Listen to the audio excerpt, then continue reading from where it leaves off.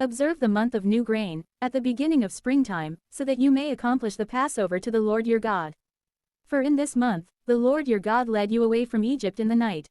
And you shall immolate the Passover to the Lord your God, from sheep and from oxen, in the place which the Lord your God will choose, so that his name may dwell there. You shall not eat it with leavened bread. For 7 days you shall eat, without leaven, the bread of affliction. For you departed from Egypt in fear.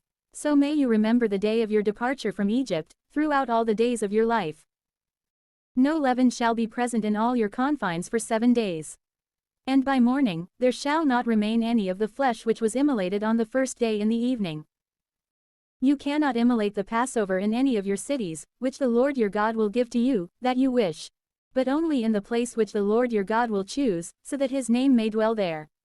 You shall immolate the Passover in the evening, upon the setting of the sun, which is the time when you departed from Egypt. And you shall cook and eat it in the place which the Lord your God will choose, and, rising up in the morning, you shall go into your tent. For 6 days, you shall eat unleavened bread. And on the 7th day, because it is the assembly of the Lord your God, you shall do no work. You shall number for yourself 7 weeks from that day, the day on which you put the sickle to the grain field. And you shall celebrate the Feast of Weeks, to the Lord your God, with a voluntary oblation from your hand, which you shall offer according to the blessing of the Lord your God.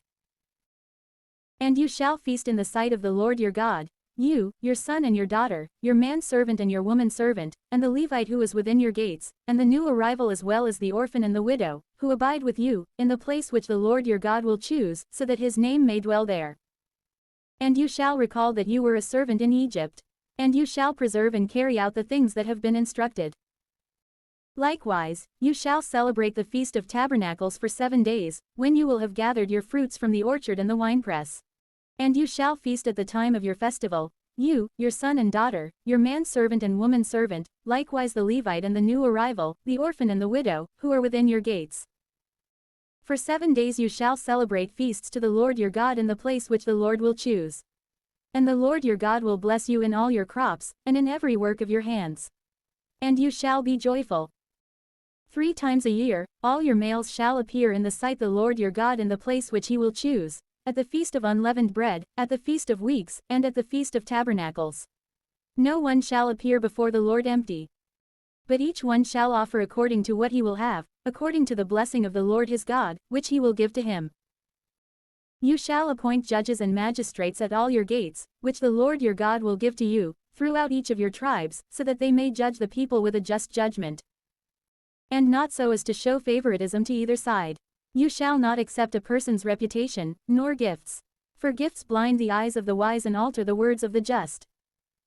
You shall justly pursue what is just, so that you may live and possess the land, which the Lord your God will give to you. You shall not plant a sacred grove, nor shall you plant any tree near the altar of the Lord your God. You shall neither make nor set up for yourself a statue. These things the Lord your God hates.